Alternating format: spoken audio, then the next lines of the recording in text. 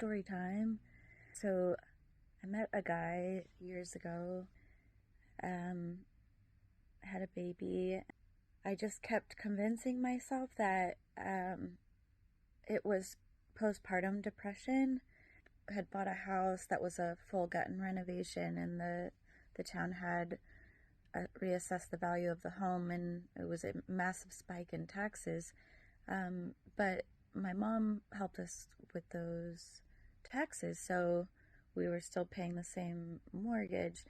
Um, and my partner at the time, the father of my child, wanted another child. My mom wanted another child. I was so excited to have another, so we were trying again. I got pregnant, and I had my little toddler with the tests to tell him that we're pregnant again. And I was so excited, and I didn't get a hug or anything. He was upset and um, said that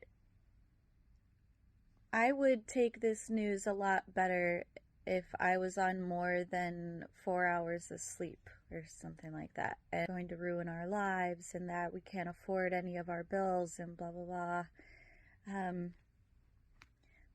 So he forced me to have an abortion, and that was the first big crack to me breaking up with him. The abuse just kept getting worse. All of a sudden, DCF showed up at our house one day. I was in the shower getting ready for work, and he had tears in his eyes and said, "No, the DCF is here. They are investigating you." I just immediately got out of the shower and went into the living room, and they were investigating me for possible alcohol abuse that led to possible child neglect. I was running for local office at the time, so I just assumed it was somebody mad that I was running for office. I had the DCF worker go through the entire house. There was nothing, no alcohol in the entire house. So that was weird. And then all of a sudden, they said that they had reason to open the case on me. So I still hadn't taken it seriously, because I'm like, something weird is going on. And so I started texting my friend to have timestamps of everything weird that was going on, because something was going on. And I started saving, we have Ring camera footage in our home, in all these rooms. And I started noticing that I was losing access to different cameras around the house. So he made it sound like they just weren't working, and I just kept losing access to the footage. And then I noticed videos were being deleted, and then I started finding hidden cameras in the home, like hidden in my child's laundry facing my bedroom door, stalking me. Other times I saw him staging photos of me.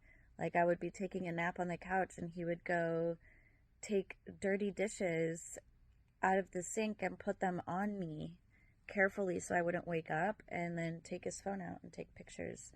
And he was sending these to DCF to make me this so-called alcoholic.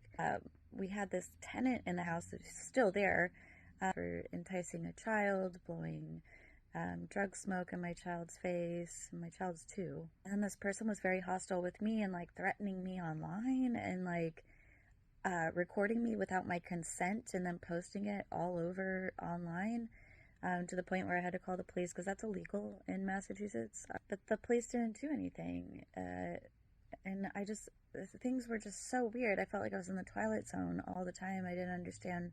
And then on April 22nd, my child and I are not safe in this home. I want to go to see my family 2 hours away and to spend the night in Rhode Island. And he wouldn't let us leave. He kept ripping her out of my arms and saying, "You're not leaving this house. I'm going to call emergency DCF on you." I ran out onto the front lawn and ripped my child out of my arms again, and ran back into the house. And at that point, I called 911. They finally let us leave, and as my child and I. And then while we were gone, just for a few hours, my abuser had ran to the courthouse and filed a vacate order against me on a home I own, and for full custody of our child, which the judge granted on the spot without any evidence and without ever meeting me. So, next thing I know, I'm vacated, homeless, and desperately trying to get my life back and trying to get my daughter safe. Since then, I was not legally represented at first. It was so hard to find a lawyer. I had to represent myself, and I, I didn't understand what was going on. I didn't understand why this judge was so against me and not believing me. And then I couldn't get a restraining order because he had already filed a vacate on me. So my restraining orders were being denied, and the judge would not give me any custody of my child. So I even went almost 2 months without seeing my child at all. And in toddler years, that's like, it's a lot. And then I got the 51B records from DCF, which is all the records from DCF, and I found out that the so-called mandated reporter that called this in was my abuser. My abuser just called the non-emergency line and asked how to get full custody of our child, and they went over options, and he decided to go with me being an alcoholic and had begun staging all these photos. I have since tried for 6 months to show my evidence in court, and I'm still vacated. October 17th was supposed to be heard for my restraining order for coercive control, which is all of this. It's manipulating a whole narrative, a patterned abuse to completely destroy your victim. And right before we were about to be heard in district court, his lawyer filed a motion for it to be heard in family court, which has not been going well for me. There's a whole lot of bias in family court, and no evidence is ever seen. So family court wasted our time all day, and we were never heard. So even all my witnesses wasted their days, 8:30 a.m. to 4:30 p.m., and they all left. And now we have another date to be heard by family court, who I have no faith in hearing us.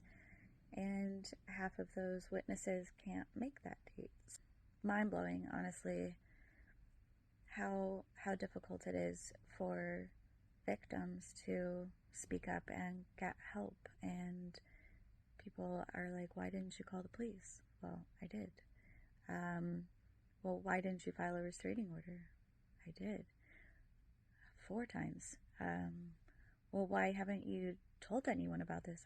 I have. I'm like $50,000 in debt right now, with a lawyer and expert witnesses and court fees and evicting a tenant and being homeless for so long. And, I'm a business owner, and that's out of my house. I have no access to that. So I've lost all of my home business. It's completely destroyed now. And my daughter, I've lost 6 months with my daughter.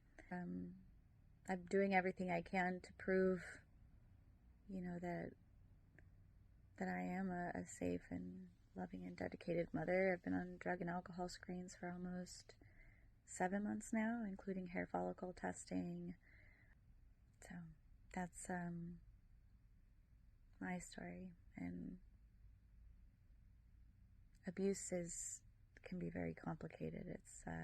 It's a lot more than just physical. And we do try to leave.